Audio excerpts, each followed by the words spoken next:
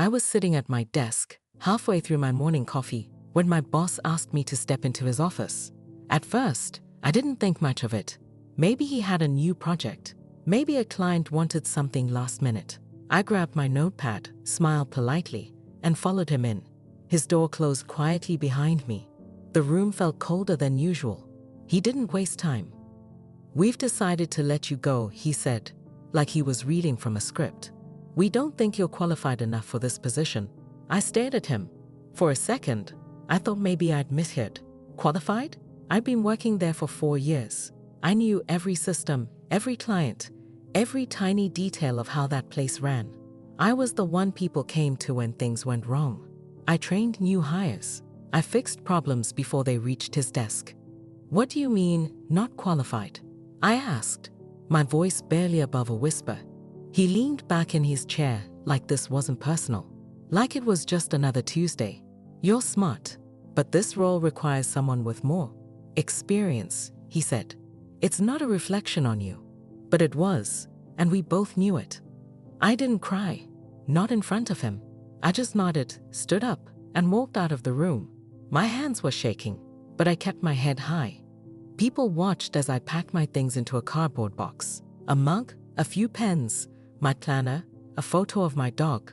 It all fit so easily. 4 years, packed in 10 minutes. No one said anything. A few coworkers looked away when I passed by. Others gave small, awkward smiles, like they didn't know what to say. Once I got outside, I sat in my car for a long time. I didn't even start the engine. I just stared out the windshield, feeling like the world had shifted under my feet. This job had been everything. It wasn't just work. It was my purpose, my identity, my routine. Now, it was gone, just like that. On the drive home, I thought about all the times I'd stayed late without being asked, the weekends I gave up, the ideas they used without giving me credit. I thought about the praise, the "you're a lifesaver" emails, the pats on the back from people who suddenly weren't there anymore. By the time I got to my apartment, the shock had started to fade. That's when the anger kicked in. Not loud, shouting anger. No, this was quiet, steady, a feeling deep in my chest that kept saying, "This isn't how your story ends." I dropped the box of my stuff on the floor, sat down at my kitchen table, and opened my laptop. I wasn't sure what I was looking for. Jobs? Maybe. Advice? Maybe. Answers? Definitely. Instead, I opened a folder I'd kept on my desktop for years. It was full of notes, things I'd learned on the job, ideas I'd had, mistakes the company kept making that no one wanted to fix. I didn't know it then, but opening that folder was the first step towards something bigger than I ever imagined. They said I wasn't qualified. They had no idea what I was capable of. That night, I didn't sleep. I tried. I made tea. I turned off all the lights. I even played those calming ocean sounds people say help you relax. Nothing worked. Every time I closed my eyes, I saw my boss's face. I heard his voice saying, "You're not qualified." Over and over like a broken record. I lay in bed staring at the ceiling, feeling small, confused, hurt. The kind of hurt that doesn't come from just losing a job. It comes from being thrown away like you didn't matter. By 3 in the morning, I gave up trying to sleep. I got out of bed, pulled out my old notebooks, and opened my laptop. My tiny apartment was quiet except for the sound of me flipping pages and typing. I didn't know why I was doing it. Maybe it was just something to distract me. Maybe it was something more. I started going through everything, notes from meetings, client feedback, old emails I'd saved, random thoughts I'd jotted down late at night when ideas popped into my head. I didn't realize how much I'd kept. There were pages and pages of information. Patterns, problems, solutions no one had listened to. I remembered how many times I'd raised concerns in meetings, only to be brushed off. "We'll look into it," they'd say, but they never did. I wasn't important enough for my voice to matter. As the hours passed, a strange thing happened. Instead of feeling worse, I started to feel something different. It wasn't confidence exactly, not yet, but it was close. Maybe curiosity, maybe quiet strength. I saw things in those notes that no one else had seen. I saw how much I actually knew, how much I had helped keep that company together. sometimes without anyone realizing it. They may have fired me, but they hadn't taken what was in my head or in my heart. The sun started to rise, light spitting through my curtains. I was still in my pajamas, sitting at the kitchen table surrounded by papers. I looked around and realized I hadn't even touched my phone all night. No social media, no calls. It was just me and the truth I'd been carrying all along. And then, one small thought slipped into my mind, quiet at first, like a whisper. What if I didn't try to get another job? The thought scared me and excited me. What if I didn't go back to begging for interviews, hoping someone would give me a chance?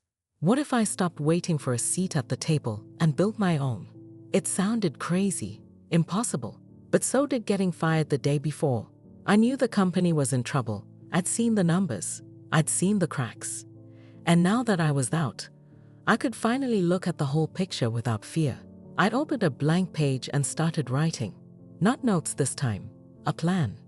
I didn't know what I was going to do next, but I knew one thing for sure. I wasn't going to let that office be the last chapter in my story. I had spent years helping someone else build their dream. Maybe it was time to build mine. The more I thought about it, the clearer it became.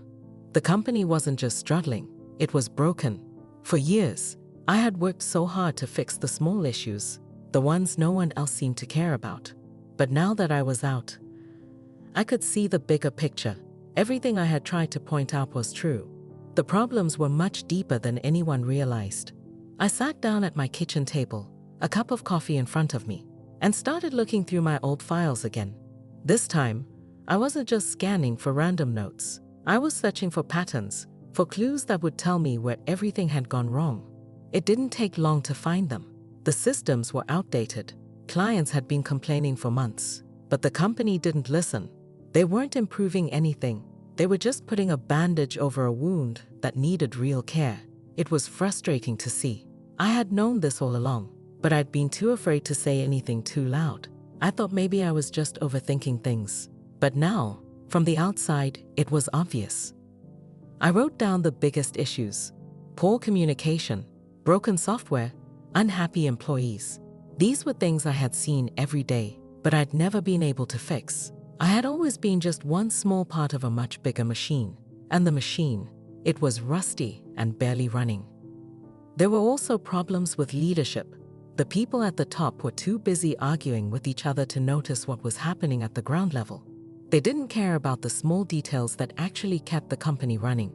They only cared about the big picture, the numbers on paper, but those numbers were fake. They didn't tell the full story. I remembered how often I had tried to fix things. I had gone to meetings, suggested new ideas, offered solutions, but they always shot me down. It's not the right time. We'll think about it later. Every excuse in the book. And now, looking back, I realized they had no intention of changing anything. They just wanted to keep things the way they were, even if it meant sinking slowly. The more I thought about it, the angrier I got. Not just at them, but at myself. Why hadn't I done something sooner? Why had I stayed quiet for so long, waiting for someone else to take charge? Maybe it was fear. Maybe it was because I thought they were right about me not being qualified. But now, none of that mattered. I didn't need their approval anymore. I didn't need them to tell me I was good enough. I was capable of fixing this. I could see it now. I grabbed my phone and called a friend from college, someone who had always been supportive of my ideas. He had started his own business a few years ago, and now he was running a successful firm. I didn't know what I was expecting, but I needed advice. I needed to talk to someone who understood what I was thinking. When he answered, I told him everything about getting fired, about the company's issues, about my plan. I didn't hold back. I told him that I could see a way to turn things around, but it would take a lot of work. I didn't have the money to do it on my own, but maybe he could help. He listened carefully, asking questions here and there.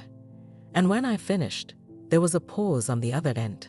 Then, slowly, he said, "You know, you're onto something. I think you could do it. You just need the right resources." I wasn't sure what that meant exactly, but it gave me a spark of hope. If he thought it was possible, maybe I wasn't crazy after all. I hung up the phone feeling something I hadn't felt in a while: hope. Maybe this wasn't the end of my story. Maybe it was just the beginning of something even bigger. The next morning, I woke up with a new sense of determination. I couldn't stop thinking about what my friend had said. "You're onto something." It was crazy, but something about it felt right.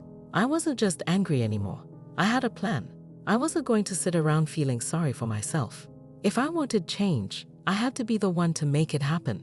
I spent the day researching. I went through every business article I could find about buying a company. I looked up ways to get funding. I read success stories of people who had turned businesses around, sometimes with little more than a good idea and a lot of persistence. It wasn't easy, but the more I learned, the more confident I felt. By the evening, I had a rough idea of what needed to be done. The first step was figuring out how to buy the company. I knew the business wasn't doing well, and there had to be someone on the inside who would be willing to sell. But I didn't have the money. I didn't have millions in the bank. So how could I possibly do this? That's when I remembered something. My college friend wasn't the only person I knew who had resources. I picked up my phone and started scrolling through contacts. A few of my former coworkers had gone on to work in finance or had started their own businesses. Maybe, just maybe, they could help. After some thought, I decided to call one of them. Her name was Jessica. She and I had worked on several projects together, and I trusted her judgment. We had talked about business ideas a few times, but I never imagined I'd be calling her with such an audacious plan. When she answered, I didn't waste any time. "Jessica, I need your help," I said. "I have an idea. I want to buy my old company." There was silence for a moment.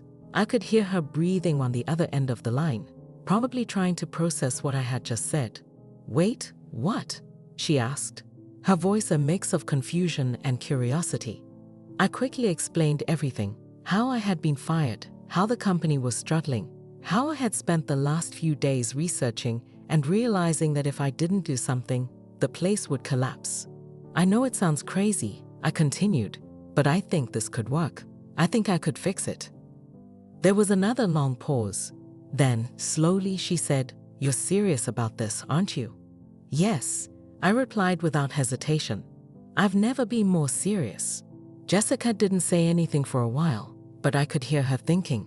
I knew she was weighing the risks, trying to figure out if this was a wild idea or something that could actually work. Finally, she spoke again. "Okay, I'll help you. But you're going to need more than just a plan. You'll need investors, a team, and someone who knows how to negotiate with the board, and you're going to need to move fast." Her words felt like a punch to the gut. Move fast. I hadn't even considered the speed of it all. This wasn't just a small project. It was a race. If I was going to do this, I needed to act quickly before anyone else noticed what was happening. We spent the next hour talking through the details. Jessica suggested reaching out to some of her contacts in venture capital. She had a few friends who could help secure funding, and they might be interested in investing if they saw the potential. When we hung up, my heart was racing. This wasn't just a dream anymore. It was becoming real. I didn't have all the answers, but I had a plan, and now I had someone who believed in it. I spent the next few days putting together everything Jessica and I had talked about. I wrote emails, made phone calls, and connected with people I hadn't spoken to in years. The more I worked, the more I realized how much I had underestimated myself. I was doing this. I was actually making it happen. It wasn't going to be easy, and I didn't know where it would lead. But one thing was certain: I wasn't going to sit by and watch the company I had helped build fall apart. I was going to fight for it. A few days after my conversation with Jessica, I had everything ready. The emails were sent, the phone calls made, and the team was slowly coming together. I was still nervous, but I knew this was the only way forward. There was no turning back now. The next big step was contacting the company. I wasn't sure how to even approach it. I couldn't exactly call up my old boss and say, "Hey, I'm buying the place," but I had to find a way in. I decided to go through the board of directors. They were the ones who made the final decisions anyway. I did some research and found out who they were, what their business interests were, and how they had been involved with the company's past deals. The more I learned, the more I felt like this was something I could actually pull off. I knew that if I was going to make a real offer, it had to be professional. It couldn't be something rushed or desperate. It had to show that I knew exactly what I was doing, even if I was still figuring it all out. So I wrote up a proposal. It wasn't a full business plan yet, but it laid out the basics, the issues the company was facing, the changes I planned to make, and how it could be profitable again. I also made it clear that I was bringing in outside investors who were ready to support the plan. This wasn't just a crazy idea from someone who'd been fired. This was a serious offer backed by real money and a solid vision. Once the proposal was ready, I emailed it to the board of directors. I didn't expect an immediate response, but I knew I had to take this first step if I wanted to make any progress. The waiting was the hardest part. I spent the next few days checking my email constantly, wondering if they'd even read it, let alone take it seriously. But as the days went by, the waiting started to feel more like anticipation. I had done everything I could to make this happen. Now, all I had to do was wait and see if they would bite. Then, on the fourth day, I got the email. It was brief, but to the point. We'd like to schedule a meeting with you to discuss your proposal. My heart skipped a beat. This was it. This was the moment I had been waiting for. The meeting was scheduled for the following week. I had no idea what to expect. I thought about what I'd say, how I'd present myself. I couldn't afford to come off as unsure. I had to show them that I knew what I was talking about, that I had a plan that could turn things around. I also had to stay calm. I couldn't let them see how nervous I was. The day of the meeting, I wore my best suit, the one I had kept for interviews that never happened. I made sure everything was perfect. My notes, my laptop, my proposal, even the way I spoke. I practiced what I was going to say in the mirror, reminding myself that this was my chance. This was my moment. When I walked into that boardroom, everything felt different. It wasn't the same place where I had been fired just days earlier. This time, I wasn't walking in as an employee who had failed. I was walking in as someone with a plan, with the power to change everything. The board members were all there, sitting around the long table. My former boss was at the head, looking just as smug as ever. But this time, I wasn't intimidated. I had something they didn't, a vision. I started my pitch by talking about the problems the company had been ignoring for so long. I laid out how their current strategy wasn't working and why they needed to take a different direction. Then, I talked about my plan, the changes I would make, how I would streamline operations, how I would fix their broken systems and turn things around. I even talked about the team I was building, people who knew what they were doing and were ready to help. When I finished, there was silence. The board members exchanged glances. My former boss didn't say anything for a long time, which made me nervous at first. But then he spoke. "You're serious about this?" he said, not quite a question, more of an observation. "Absolutely," I replied. "I believe I can fix this company, and I want to be the one to do it." The room was quiet for a moment longer. Then, one of the board members spoke up. "We'll need to think about it," she said, her voice steady. "But this is intriguing." I couldn't help but feel a surge of hope. They were taking me seriously. This was actually happening. After the meeting, everything felt like it was on pause. I had presented my plan, and while they hadn't outright rejected it, they also hadn't said yes. The board needed time to think, to decide if they believed in my vision or if they were going to move in another direction. I couldn't blame them. This was a big decision. They needed to make sure I wasn't just some fired employee with a wild dream. I knew I had to give them space, but waiting was hard. I spent the next few days trying to stay busy. I met with some of the investors who had shown interest in backing me, but even that couldn't distract me from the uncertainty. The waiting was driving me crazy. It felt like I was in limbo, stuck between two worlds, the world where I was still working for the company and the world where I was trying to own it. Jessica checked in with me every day. She could tell how stressed I was. "You've done everything right," she said during one of our calls. "Now, just give them time. They'll come around." But the more time passed, the more I doubted myself. Maybe the board was right. Maybe my plan wasn't as solid as I thought. Maybe they were just humoring me because they didn't know how to say no. On the fourth day, I finally heard from them. I saw the email come in, and for a moment, I couldn't breathe. I opened it quickly, my fingers shaking. "We've reviewed your proposal. The email began. We would like to invite you to another meeting to discuss a potential buyout. Please let us know your availability. I stared at the screen for a moment, not fully understanding what I was reading. They wanted to meet again. They weren't rejecting me. They were moving forward. My heart raced. This was it. This was the opportunity I had been waiting for. But now, I had to be even more prepared. This wasn't just a pitch anymore. This was about numbers, about negotiating terms, about proving I could do what I said I could do. The next few days flew by in a blur. I spent hours reviewing every detail of my proposal, making sure I could answer any questions they might have. I reached out to Jessica for advice on how to negotiate. I practiced my pitch again, this time focusing on the financial side of things. I knew I had to convince them that not only was my plan good, but it was also financially viable. When the day of the second meeting came, I felt a mixture of excitement and nervousness. I was ready, but I knew that the real challenge was just beginning. This wasn't about impressing them anymore. It was about convincing them to trust me, to believe that I could take the company to the next level. I arrived early, as always, to gather my thoughts and review my notes. When the board members walked into the room, I stood up and greeted them with a smile. This time, the mood was different. They weren't just looking at me like some outsider. They were looking at me like a potential partner. That was a good sign. We started the meeting with pleasantries, but it quickly moved to the business side of things. They asked tough questions about my plan. How would I handle the debt? How would I turn things around in such a short time? How could they trust that I wasn't just another dreamer with no real experience? I answered every question as best as I could, relying on the research I had done, the advice I had gotten, and the confidence I had built over the past few days.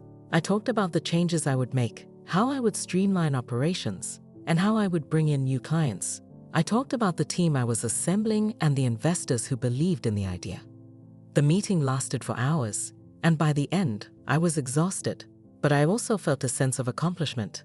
I had answered their questions honestly, and I had shown them that I wasn't afraid of the hard work ahead. I had given them everything I had, and now it was out of my hands. When the meeting finally ended, they told me they would get back to me in a few days. It wasn't a yes yet, but it wasn't a no either. As I walked out of the building, I took a deep breath. I had done all I could. Now, it was just a matter of waiting again. But this time, I felt different. This time, I believed in myself. And no matter what happened, I knew I had given it my all. The days after the second meeting felt like an eternity. I kept checking my email every few minutes, waiting for some kind of response, but nothing came. Every time my phone buzzed, I jumped, hoping it was the board telling me they were ready to move forward. But every time, it was just a text or an email from someone else. I spent the next few days trying to stay busy, but it was impossible not to think about the decision that was hanging over me. It felt like everything was on the line. If the board said yes, it would change everything. I could finally take control of the company, fix what was broken, and build something better. But if they said no, I'd be back at square one. All the work, all the effort, all the sleepless nights, it could all be for nothing. I knew I couldn't control what the board decided. I had done everything I could. I had pitched the best plan I could think of, answered their questions honestly, and shown them that I was serious. Now, it was up to them. But the waiting was killing me. On the fifth day, just as I was beginning to lose hope, I got the call. It was from one of the board members, a woman named Sarah. Her voice was calm, but serious as she spoke. "Hello," she said. "We've reviewed everything, and we'd like to make you an offer." My heart skipped a beat. An offer. I had been expecting something more formal, like a letter, but hearing it spoken aloud made it feel real. My hands started to shake. "We believe in your plan," she continued, "and we're willing to move forward with the buyout. But we want to make sure that all the terms are clear before we proceed. We'll need to discuss the details of the deal." I couldn't believe what I was hearing. They were actually going to do it. They were giving me the chance to take over the company. I felt a mix of excitement and fear. This was what I had wanted, but now that it was happening, I wasn't sure I was ready. Was I truly capable of running this company? Could I really turn things around? There were so many questions running through my mind, but there was no turning back now. I had to stay focused. This was the opportunity of a lifetime. Over the next few days, I worked closely with the board to iron out the details. There were a lot of negotiations, a lot of paperwork, and a lot of legal language that I barely understood. But I didn't let that scare me. I had a team of advisors who helped me through the tough parts, and Jessica was always there to offer advice when I needed it. Eventually, everything was in place. The investors were on board, the buyout agreement was signed, and the company was officially mine. It felt surreal, like a dream I wasn't sure was real. But as I stood in front of my new office, looking out at the city below, I knew one thing for sure. This was just the beginning. It wasn't going to be easy. I had a lot of work ahead of me. The company was in worse shape than I had imagined, and turning it around was going to take time. But I was ready. For the first time in a long while, I felt in control of my future. No one could take this away from me. I had built this from the ground up, and now it was mine to lead. I walked through the halls of the office, taking in the familiar sights, the desks, the meeting rooms, the employees who had been there when I first started. Everything felt different now. I was no longer just one of the workers. I was the boss. But being the boss didn't mean I could relax. It meant I had to lead. I had to make tough decisions, fix the problems, and make sure the company was on the right path. I couldn't do it alone. I needed a strong team, and I needed to trust them as much as they would need to trust me. As I sat at my new desk, I thought about how far I had come. Just a few weeks ago, I had been fired. Now, I was in charge. It felt like a dream, but it was real. And no matter what challenges lay ahead, I knew I was ready to face them. The first few months after taking over the company were a blur. There were so many things to fix, so many problems to solve. Every day brought new challenges, but it also brought new opportunities. I was in control now, and I knew I had to make the most of it. This was my chance to prove that I could turn everything around. One of the first things I did was meet with the team. I called a company-wide meeting and talked to everyone. I wanted them to know that I wasn't just taking over for the sake of it. I had a plan, and I believed in every single person working here. We were all in this together. They weren't just employees anymore. They were partners in this journey. The feedback I received was a mix of excitement and skepticism.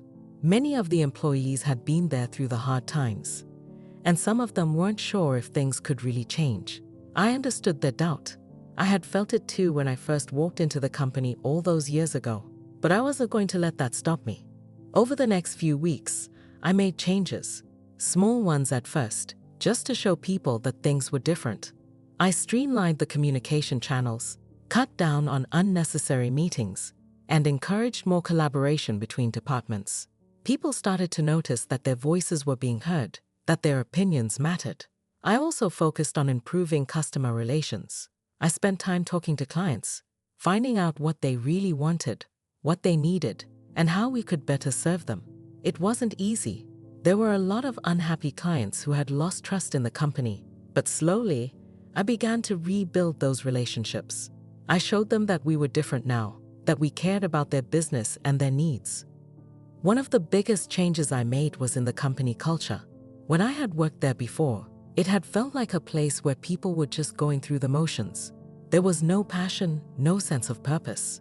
But now, I wanted to create an environment where people felt motivated and inspired. I wanted them to feel like they were part of something bigger, something that mattered. It wasn't an overnight transformation.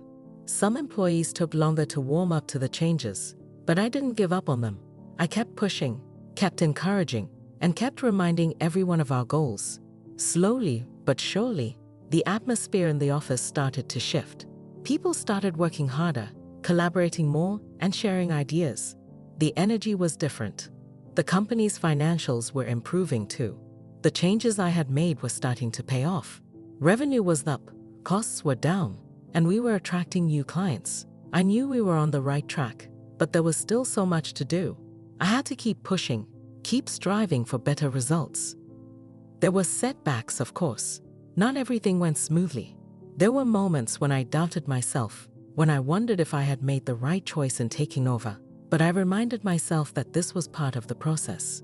Building something from the ground up was never easy. It took hard work, persistence, and a willingness to fail and try again. I didn't do it alone though. Jessica, the investors, and the team of advisors who had helped me from the beginning were there every step of the way. We worked together to solve problems, come up with new ideas, and push the company forward. I couldn't have done it without them. As time passed, the company became stronger. We were making a real impact, and I could see the difference in the employees. They were more engaged, more passionate about their work. The clients were happier, and the company was finally becoming what I had always hoped it could be. Looking back, I couldn't believe how far we had come. Just a few months ago, I had been fired from this place, ready to give up on everything. Now, I was leading it to success. It was a reminder that no matter how many times life knocks you down, you have the power to get back up. You have the power to change your story. And as I sat in my office, looking at the growth and progress we had made, I knew this was just the beginning. There would always be challenges, but with the right team, the right vision, and the right mindset, anything was possible.